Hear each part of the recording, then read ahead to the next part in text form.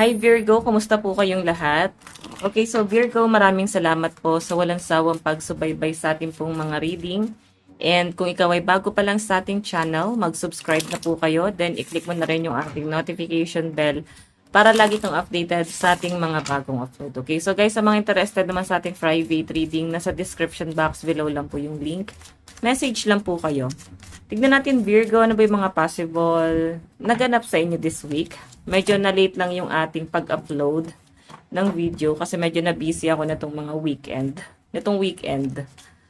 Okay. Virgo, Sun, Moon, Rising, and Venus sign. Oops. Virgo. Meron tayong treatment. Oh, so possible na nasa healing process ang mga Virgo ngayong week na to, or yung iba sa inyo guys, baka may na-hospital, or baka may nagkakasakit. Pwede naman guys, emotional, verbally, physically. So, kung saan ka nakakaramdam ng sakit ngayon, meron kang iniinda, no? And sinasabi lang dito, Virgo, na kailangan mo ng pahinga. Kailangan mo na ipahinga yung sarili mo.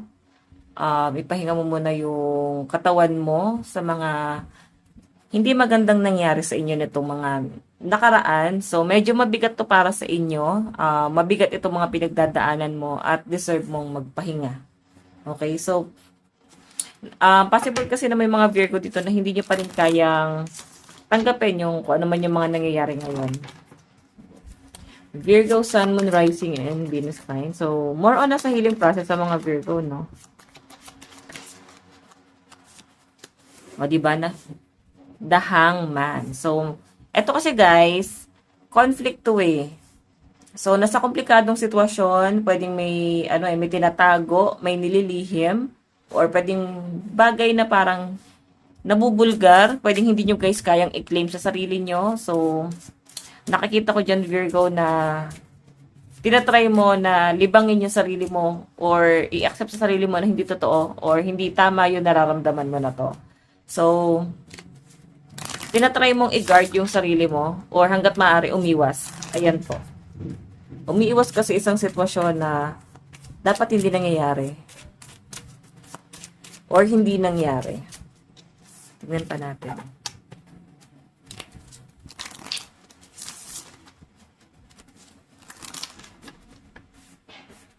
Virgo.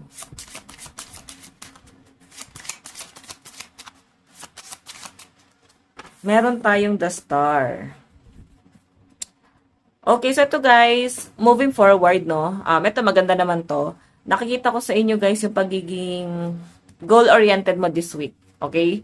So, yes, nasasaktan ka dito at nasa healing process ka, pero more on, nakapokus ka pa rin sa goal mo. Kumbaga, may mga bagay ka na ilo-look forward mo this week and nakikita kita na someone na parang tapos ka na dito. Parang hindi mo dapat tambayan to. Kailangan nasaktan ka, dapat kinabukasan, move on na, then mag-isip ka ng bago. Mag-isip ka ng mga bagay na pwedeng ikabubuti mo sa future or ikagaganda ng buhay mo sa future. So, nakikita kita rito na parang igagrab mo yung mga opportunity darating sa inyo. Though marami naman ako nakitang opportunity darating sa inyo. Yun nga lang guys, pwedeng may conflict kasi. May hadlang dito kung bakit hindi mo ma-first to.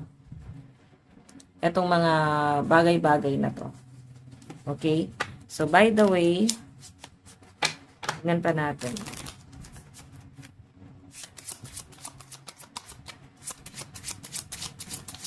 Virgo. Kumbaga, may humahad lang dun sa career mo, no? Kung ba't hindi mo ma-pursue yung pinakagusto mo talagang mangyari sa sarili mo. Pero, the good thing is, may mag-o-offer sa inyo ng tulong. Okay? Ayan. So, i-grab mo na yan, guys. Maganda naman yung nakikita ko. Kumbaga talagang willing sila tulungan ka dyan, Virgo. Virgo. Meron tayong after party. So, ayan, may celebration po ako nakikita this week. May magaganap na gathering, occasion, pwedeng party, or pwedeng may mag-unwind, outing. So, may magaganap dito guys na something big event.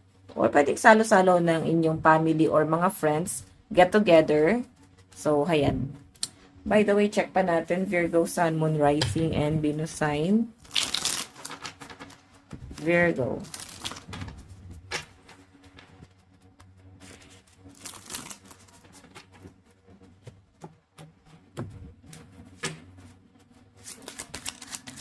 Virgo, Sun, Moon, Rising, and Venus. Okay, so guys, Knight of Earth. Knight of Pentacles. So, patungkol naman to guys sa relationship mo. Medyo mabagal talaga. Okay, kung nasa healing process yung iba sa inyo or nagmo-move on, lalo sa mga single, ang sinasabi dito guys, tanawin mo yung ibang opportunity dumarating sa inyo. Or tanawin mo yung ibang bagay. Huwag ka lang ma-stuck doon sa person na umalis sa buhay mo kasi marami kang marirealize dito sa separation na nangyari sa inyo ng person mo. Magkakaroon ka kaagad ng expansion, then mas mai-enjoy mo yung pagiging single na parang antay mo palang pwedeng mangyari. Bukod doon. Okay, yan po yung nakakita ko dyan. Virgo. So, tingnan natin. Additional message, Virgo, Sun, Moon, Rising, and Venus sign. So, mas ibabalyo mo na yung sarili mo dito, Virgo eh. So, may nakikita ko guys, reconciliation or mabubulgar. May nakikita ko guys pag-amin, baka may aamin sa inyo or pwede ikaw na yung aamin, pwede may nakakausap ka or yan, basta baka meron kang i-entertain this week. Someone na pwedeng nakakatulong sa inyo na mag-heal, no? So, parang tuloy-tuloy itong pag-uusap na to sa inyo. Pero guys, ang dami kasing tignan mo to. Ang daming treasure, diba? Ibig sabihin, maraming distraction sa inyo this week, especially sa love. So, maguguluhan ka na akala mo, ito lang yung dapat, pero marirealize mo na marami pa pala. Marami pa palang pwede kang i-look forward. So, maging maingat ka sa emosyon mo, kasi ito, pwede ko lang din ulit yung masaktan. So, siguro, unahin mo muna yung mag-self-love ka muna. Okay? Tingnan natin.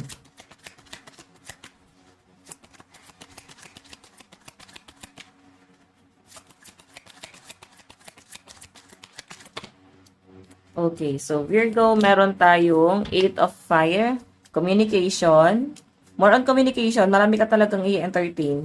Okay, pero sa mga in relationship naman na to, LDR yung nakikita ko eh. Kumbaga, more on communication lang din talaga kayo sa mga LDR dito. Pero sa mga single, ayan, mukhang marami na kayong makakasalamuha, marami kayong makaka-talking stage. So, magkakaroon ng expansion. So, walang dahilan para mas taka dito eh. Nakikita ko parang mabilis yung recovery ng mga Virgo. Doon nandun pa yung sakit, pero at least hindi mo na siya guys gano'ng ramdam. O hindi mo na siya masyadong mararamdaman. So, meron tayo guys na Emperor. Emperor, grabe. So, may nanalo na. So, nakikita ko guys, possible, no? Mataas yung chance na pwedeng ngayong second quarter, magkaka-love life ka na ulit. No, lalo sa mga single, pwede matagal kang single. Ayan, meron ditong someone na talaga makakabihag sa puso mo. Okay, so tignan pa natin. Advice. Meron tayong take a reality check. So, focus ka daw muna sa reality. Huwag ka muna mag-focus doon sa mga, sa mga imahinasyon mo. Okay, lumabas ka doon. Lumabas ka doon and tignan mo kung ano yung totoong nangyayari sa realidad. Okay? So, Virgo, ito lang po ang inyong reading ngayong week na to. Maraming salamat. God bless and love you all. Bye-bye.